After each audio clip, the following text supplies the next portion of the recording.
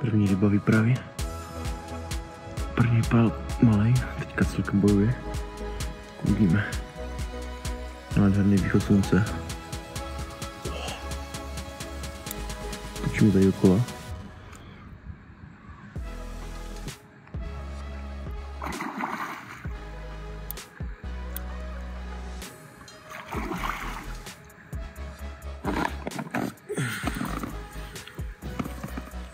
První kapřík. Zhruba 7-8 kg. Jednoduchý návazec. Vlastně takový multirig s uzlem.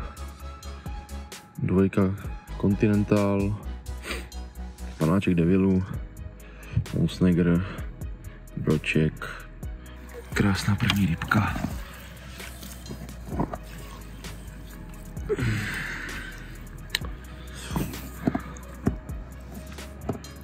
Zdravý, krásný šupináč.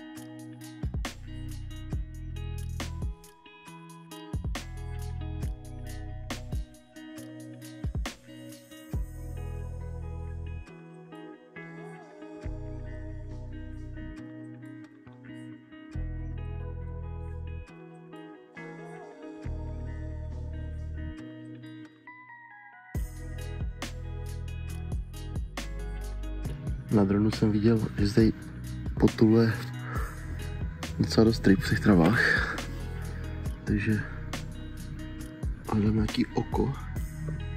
Nicméně to vypadá, že si prostě budu muset vytvořit, no, to oko.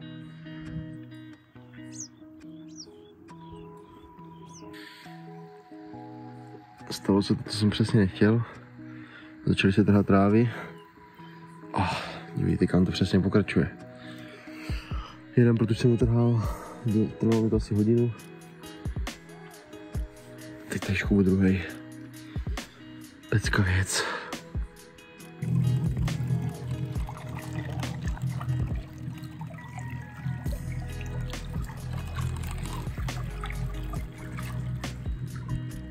Vždycky je potřeba projet. Tady to se rozumí. Tak už je trošku lepší. Ale oka se tady hledají velmi těžko, spíš tady nejsou. Voda stále klesá. No. Táhne to brutálně, nejspíš tam bude zase dráva, protože beklíny mám nad vodou, oba dva. Úplně se to zvedlo, musel jsem dotáhnout cívky. Tento sklesl trochu, ale když se pojel tušně vodu do dálky, je to zase plné trávy. To je to možná lepší tím, že to je nad vodou víc, těžko říct. Byla úplně šílená. Padala voda, trávy se začaly trhat a brala mě to šňůry, úplně nesmyslně. Ještě před tmou jsem tam strávil 2,5 hodiny na vodě, když jsem to všechno protrhal, převozil. No a netrvalo ani 1,5 hodiny a už to tahlo znovu. Vyřešil to nakonec nějaký vláčkař, který tady proletěl kousek od břehu s palovákem a celý to uškubal. Takže mi to řízl, tím pádem vyřešil moje problémy, jsem se pěkně vyspal. teďka voda stoupla, by to bylo asi v pohodě celkem. Nicméně jsem se rozhodl, že se přestěhuju, protože večer bude voda padat znovu a problém bude úplně stejný, takže jdu to pobalit a zkusím něco jiného, zkusím jít níž na hloubky, uvidíme co a jak.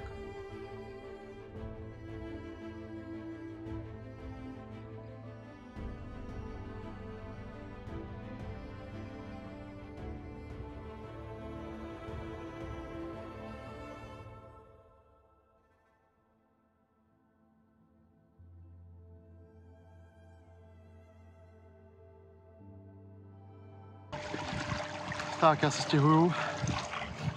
Všechno jsem to zbalil, naházal do auta, přejel, vyházel, dal na člun. No a jdu zkusit jinou část jezera, tak uvidíme. Naštěstí je mírně pod mrakem, nebo spíše pod mrakem. To vypadá, že mohlo sprchnout, takže jdu to rychle rozbalit a uvidíme co jak.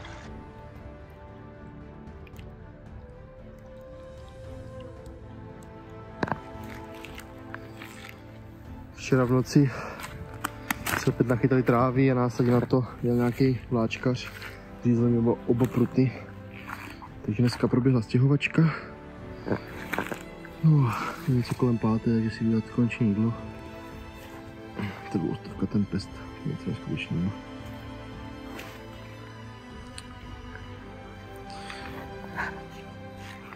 To chceš takový obýváček.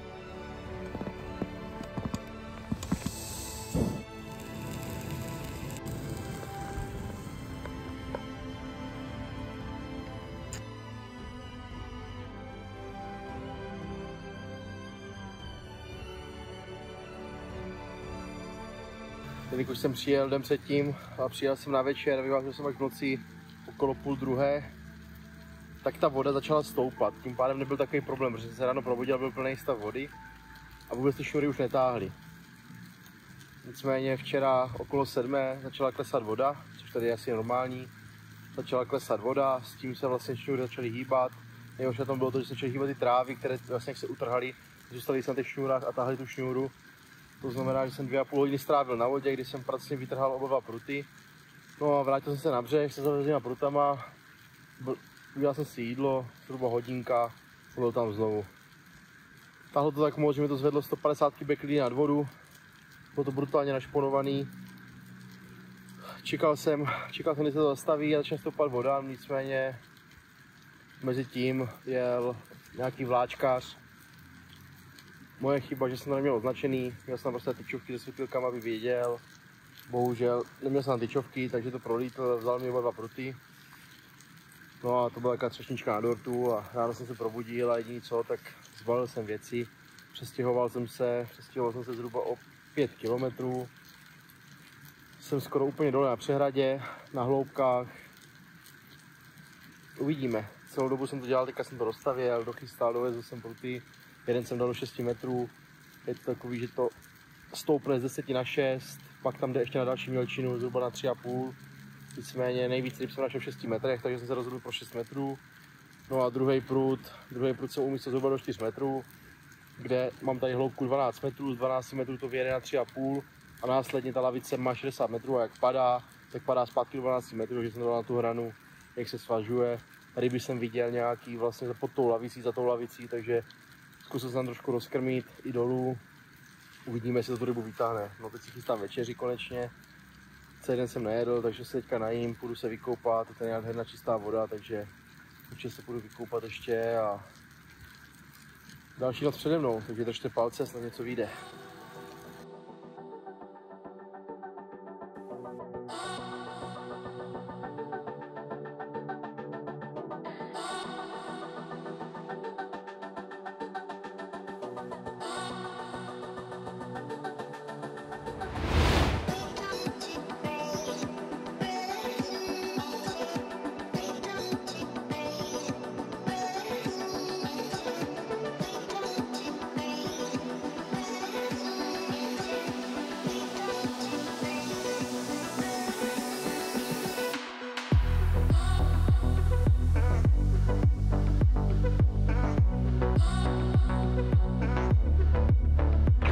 Prošla druhá bouřka, přišel záběr. první padák, pak to došponoval, takový, co tam bude chytán kousek od břehu v travách. Jsou tady pařezy, takže uvidíme. Typo kapra se nejedná, byl to pouze cejn. Nevadí. Jdeme to překopat. Včera bylo několik bouřek, takže jsem věřil tomu, že to tam ryba rozhýbe a nějaký záběr udělám. Nicméně celá noc byla hluchá, takže si myslím, že ty ryby prostě nejsou. Nicméně zhruba okolo 2. rání se rozfoukal vítr přímo na mě, což si myslím, že by ty ryby senka mohlo dostat. Uvidím. Dám tomu teda ještě dneska dnešní noc, po tady ten větru. Má to kolem 7 hodin nějak utichnout, takže to budu převést, nachystat, aby to leželo. Teď jsem si dal takovou šichtu, protože jsem si včera v noci, když jsem přijel, nechal člun zadkem proti těm vlnám. Takže jsem vstál, dojdu ke člunu a úplně zarovnaný vodou. Všechno tam plavalo, baterky, úplně komplet, všechno plavalo. Jsem rád, že mi tam nic nevyskočilo, naplavalo pryč, protože takto jsem to 1,5 hodiny kýbloval, celý jsem to vyčistil a je to znovu ready. Jsem to přehled, jak to má být, takže už se mi to nestane. Připadám si, kdyby bylo projít na velké vodě, protože celý týden, co tady vytvářím, tak mi to připadá, i když teď byl úplně poprvé, jakože celkově na velké vodě, protože dělám sami blbý chyby, víc ten člun. Tak, mám to poladěno, vše ready asi na poslední noc, protože pokud dneska nepřijde záběr, tak to balím a vrátím se semka jindy. Opět spadla voda. Je to ještě neskutečný, dneska jsem měl pernej den, protože foukal jsem krásný vítr, nicméně ráno jsem se nějak zapomněl, nebo v noci, a nechal jsem člun zadkem k vlnám, takže když jsem vylez z bivaku, tak byl celý zaplněný vodou, všechno plavalo, baterky, všechno. Tímto bych chtěl vyzvihnout energii na cestách, protože baterky jsou opravdu velmi těsný, nic se jim nestalo, jedou dál a vidíme. Tato noc je celkem jiná, protože se tady přede mnou hodilo pár větších ryb, co jsem teďka slyšel. Tak různě, na různých místech a opravdu to vypadalo na velké ryby. Nevím teda, jestli to byly kapři samozřejmě, ale je možný, že ten vítr je semka naval. Uvidíme. Uvidíme, jestli jo nebo ne, protože semka došel jeden rybář kousek vedle mě. Chytal tady na odhoz a už chytil nějakého 5 kg kapra. Já když jsem převážel pruty, tak jsem hledal nový místa, stál jsem to blíž a viděl jsem rybu na echolotu. Takže uvidíme co jak. Držte palce a stejně to přijde. Krásný šupnatý dlouhán. Když mám tady konečně lepší rybu. Zabral, dneska už jsem říkal, že pokud to nevyjede, tak pojedu zítra dom, ještě uvidím. Včera byly 2 bouřky, rybu to nepřineslo, dneska celkem silný větr, no a konečně ryba, kterou jsem chtěl. 15,90 za sakem. Nádherný. Bojovný. Ryby tady jsou strašně bojovný.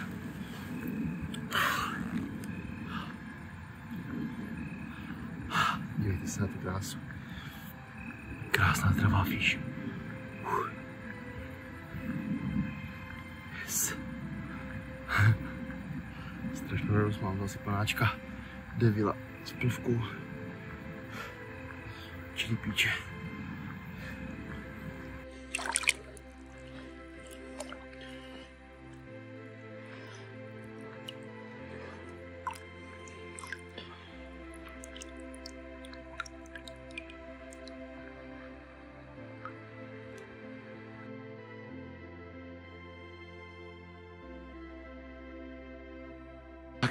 Mise splněná, podařila se mě konečně trošku lepší ryba, nádherný, zdravý, statný šupík, 14,4 kg. No a hlavně ten příběh, který ten předcházel, byl neskutečný. Zhruba v 11 šel spát, usnul jsem a kolem půlnoci, před půlnoci mě zbudil nějaký praskání a smrad. Říkám, tyjo, co to je, tak vylezu ven. No a hodinu předtím, okolo 10. tady byl nějaký pár, který si tady udělal oheň prostě a opekli si špekáčky. Zahasili to, šli pryč, no a zahasili to asi špatně, nebo následně, když jsem viděl, když se stavěli, tak se nedím, že to chytlo. Chytla tady celá hráz, byla tam taková naplavenina suchého dřeva a podobně, takže celkem velký plamen, jsem neváhal, vzal jsem kýblík a šel jsem to uhasit. Jenom jsem to dohasil, vrátil jsem se do bivaku, rozdělal jsem si pití a v tom se to rozjelo. Brutální jízda, na panáčka devila a nádherný souboj. On něco tam drhl, Zapal jsem si kotvičku na břehu, ráno jak mi vyplavil člun, tak vlastně jsem ho vydělal, ale už jsem ho nevrátil zpátky. Tak jsem nakonec přišel do rybu přijdu, ale podařilo se mi toho vyprostit a super zážitek. Jsem šťastný, zadosti učinění za tady tu výpravu, co jsem tady prožil a mega fish. Tak dámy a pánové. Hovno.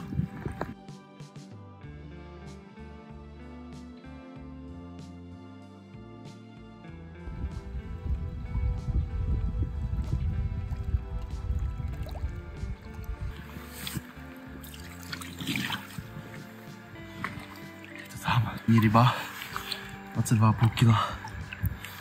To je ryba, proč jsem senka přijel. Krásný, mohutný šupináč.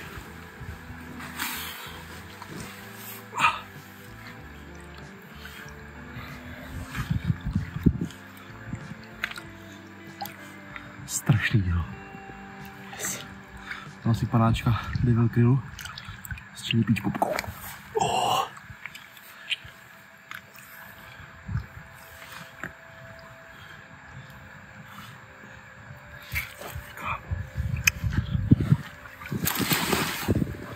Dnes je to přesně rok, co mi umřel Angie, můj párťák věrný, rybářský pes, na rakovinu. Tato ryba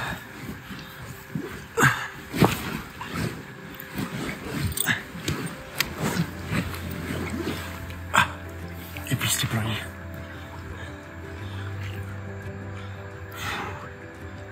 Yes.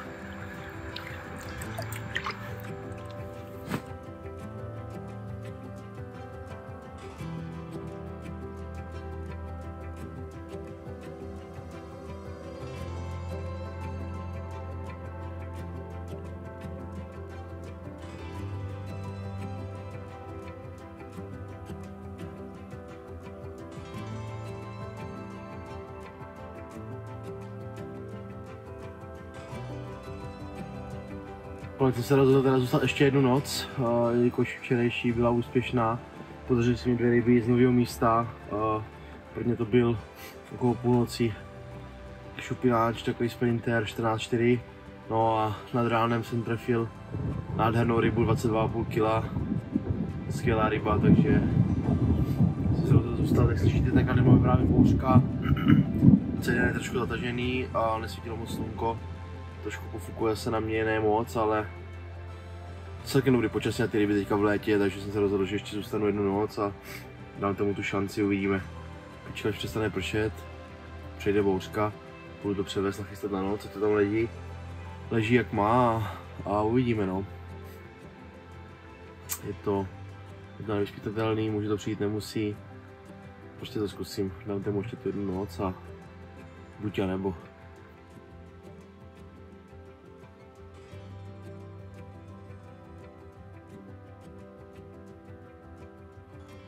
Tak mám před sebou poslední noc na Králové pro tuto výpravu. Jsem přichystán, udělal jsem si pár návazů do zásoby, zvolil jsem všechno na jednu kartu a to Devil s chili peach povkou. Je to jediná kulička nebo jediná nástrana, kterou jsem tento týden udělal kapra. Bohužel to atakujou bílá ryba hodně, vydrží to tam maximálně 8 hodin, takže to musím častěji převážet, proto jich mám tolik a navíc jsem si oblíbil háčky od Trackeru. Bohužel tady jak je to štěrkový, tak to moc dlouho nevydrží, když to potahu nebo něco, jak se občas tupí, takže místo abych to brousil, tak mám prostě víc návazců. Je to lepší varianta pro mě. Teďka si udělám polívku ještě na večer a užiju si tady ty nádherný panorama. Právě mám západ. Krása. Byl jsem to převést zhruba před 3 hodinkama. Ryby jsem tam viděl na echolotu, tak uvidíme, snad ještě něco dojde. Když ne, jsem spokojený tak. Myslím, že dnešní kapr to vynahradil úplně kompletně všecko. Tak nejspíš před poslední záběr této výpravy. Je nad ránem okolo 5.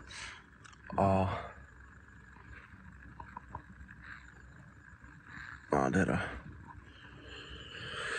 Nad ránem okolo 5, nicméně přišel takový padák. Ryba sjela asi 60 metrů od místa, kde to bylo položený.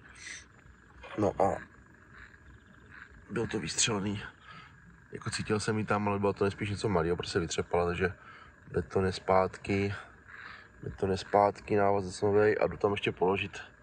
Nechám tam ještě všechno, ještě se vyspím třeba do 8, do 9 a když to pobalím všechno, tak to tam nechám. Šance je, dokud to loží ve vodě, vždycky je šance, takže jdu to položit.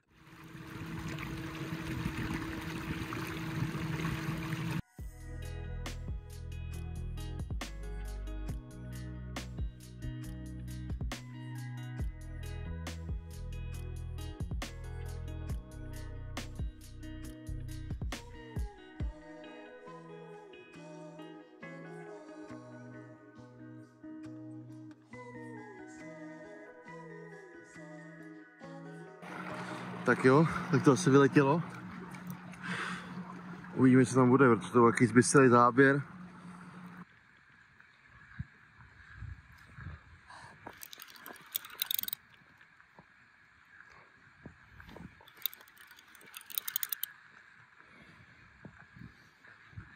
To takový nevýrazný. Tak. Občas to zabere. Člověk moc neví, co od toho čekat.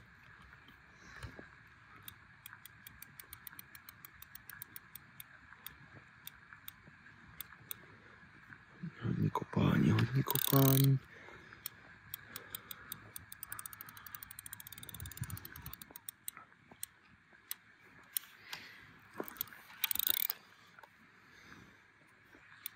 Sumec. Tak nějak to vypadalo. Kočičák. Kilometr. Krásně si to vzal, chlapče, ale můžu to nechat kapru radši. Jsem zbalený. Ještě jdu stáhnout pruty a pak se naložím a hurá do přístavu. Naštěstí to kousek. Tak, já to mám pobalený. Věci nastavené na člunu. Takže si jdu odkotvít a hurá do přístavu. Naložím všechno do auta a tím to pro mě výprava končí. Nakonec ji beru jako úspěšnou, jelikož si povedla jedna krásná ryba, což jsem ani nečekal. Byl bych spokojený s tou 14, co přišla, je opravdu léto a ryby moc potravu nepřijímají, takže jsem spokojený a uvidíme. Když to pobalí, jdu dom, no a za chvíli třeba zpátky. Čus, dík moc.